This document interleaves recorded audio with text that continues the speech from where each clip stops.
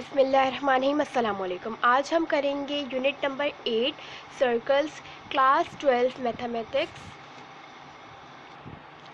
सबसे पहले तो हमारे पास हमें पता होना चाहिए कि सर्कल्स जो है वो कहाँ से आए, सर्कल कहाँ से आए, इसका बैकग्राउंड हमें पता होना चाहिए। सर्कल बेसिकली कॉनिक्स जो है मैथमेटिक्स में जो हमारे पास सेक्शन होता है कॉनिक्स का, वहाँ से आए। जितने भी कर्व्स हैं, जितने भी कर्व्स होते हैं उनमें कोन्स या प्लेन के इंटरसेक्शन हो जाए, किसका, कोन्स या प्लेन का, तो वहाँ से हमारे पास कॉनिक्स आते हैं। कॉनिक्स में हमारे पास कर्व शेप्स क्या हो सकती हैं, circle, ellipse, parabolas and hyperbolas.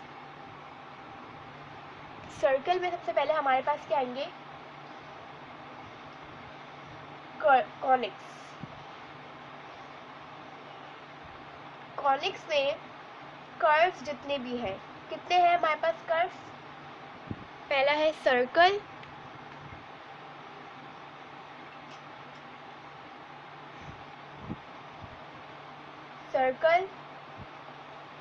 Ellipse,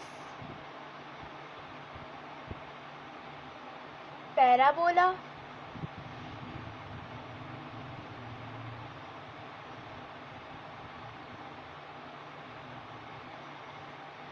and hyperbolas. ये सब क्या है हमारे पास,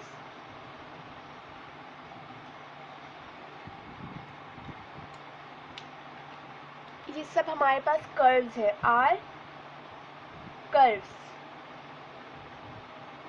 कॉनिक्स। ये सब क्या कहलाते हैं हमारे पास, कॉनिक्स।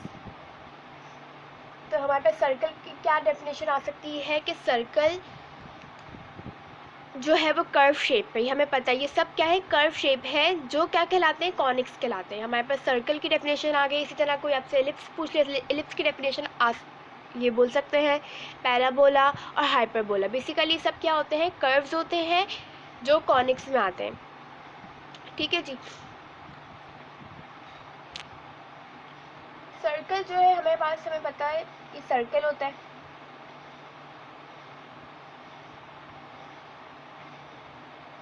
ये हो गया हमारे पास एलिप्स। थोड़ा सा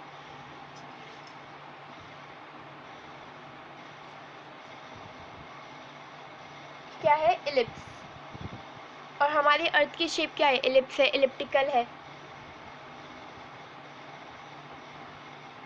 दूसरा क्या थी हमारे पास, एक एलिप्स है, सर्कल, पैराबोला। पैराबोला इस तरह होता है, क्या होता है ये, पैराबोला। इसकी जो साइड्स है वो इस तरह होती है, पैराबोला की साइड्स नहीं, मतलब कि जितना कर्व हुआ हुआ तो वो इस तरह होता है, कर्व पैराबोला। और हाइपरबोला जो है वो किस तरह कर्व होता है, हल्की सी स्लैंटेड जो है, नोक निकली हुई होती है। ये क्या आ गया हमारे पास, हाइपरबोला।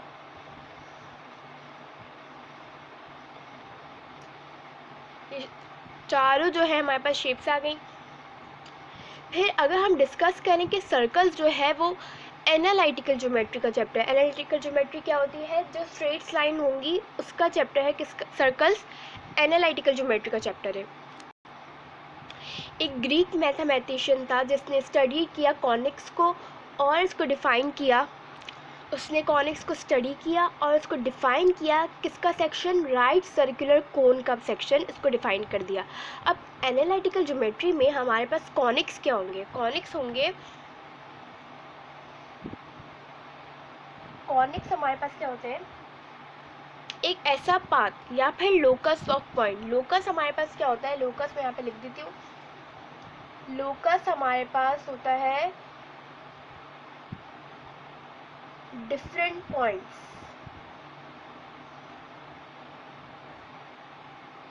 लोकस क्या होता है, डिफरेंट पॉइंट्स। तो कॉनिक्स हमारे पास क्या होता है कि एनालिटिकल ज्योमेट्री में कॉनिक्स ये होता है कि कोई भी पाथ या फिर लोकस ऑफ पॉइंट जो रेशो होना चाहिए, रेशो होगा किसका, ratio of its distance, of its distance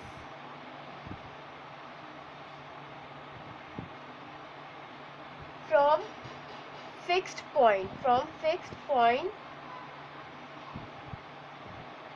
to distance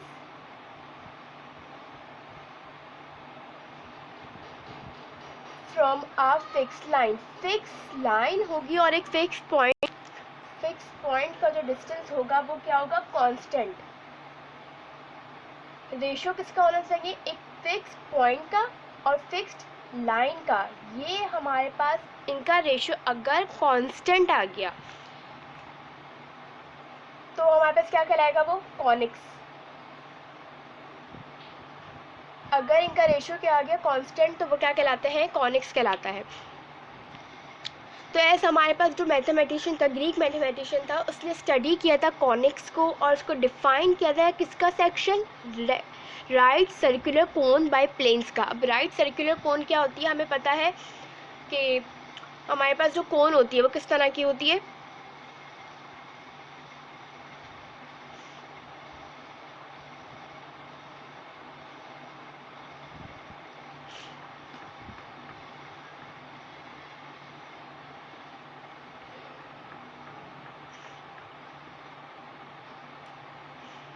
ये कोन है हमारे पास. फिर इसी के नीचे से हमने क्या बना दी, एक और कोन. ये कोन है हमारे पास राइट सर्कुलर कोन. अब इसका ये वाली लाइन है ये पहले से मौजूद है, लेकिन हमने अगर इसी के साथ एक और लाइन बना दी,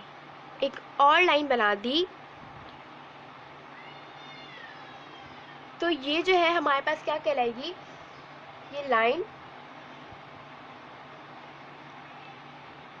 ये जो लाइन थी जो ऑलरेडी मौजूद थी वो क्या थी, जनरेटर. वो क्या कहलाती है, जनरेटर. जनरेटर क्या होगा, अगर हम इस वाली लाइन को जो हमने खुद बनाई है इसको हम अगर रोटेट करें, फर्ज करें ये पहले से मौजूद है और ये वाली लाइन हमने पहले से बनाई है, हम अगर इसको रोटेट करें तो वापस ये अपनी उसी पोजीशन पे आ जाएगी.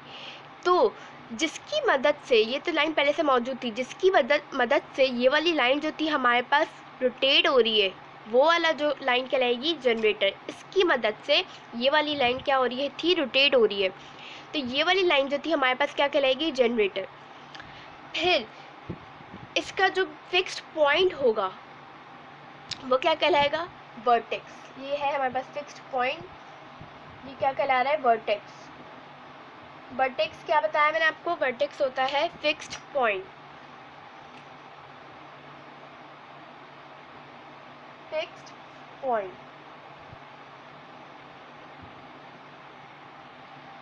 अब आप देखें कि कोन के ऊपर के हिस्से को और नीचे के हिस्से को बीच से काट रही है कौन सी लाइन, ये वाली लाइन जो हमने खुद बनाई थी, उसको बीच से काट रही है ये. तो ये क्या कहलाएगी, ये एक्सिस कहलाएगी. ये जो लाइन है, फिक्स्ड लाइन जो है वो क्या कहला रही है, एक्सिस. एक्सिस क्या है हमारे पास, फिक्स्ड लाइन है, फिक्स्ड लाइन.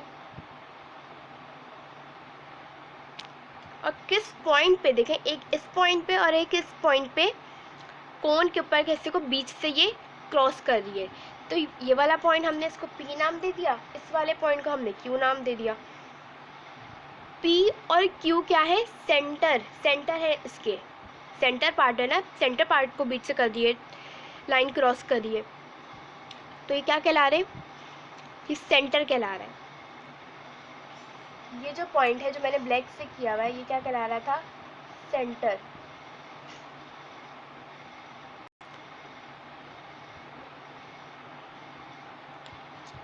हमने क्या क्या पढ़ा, वर्टेक्स क्या होता है, वर्टेक्स फिक्स्ड पॉइंट होता है.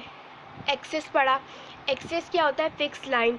हमने पढ़ा जनरेटर क्या होता है, जनरेटर जिसकी मदद से जो हमारी फिक्स लाइन है,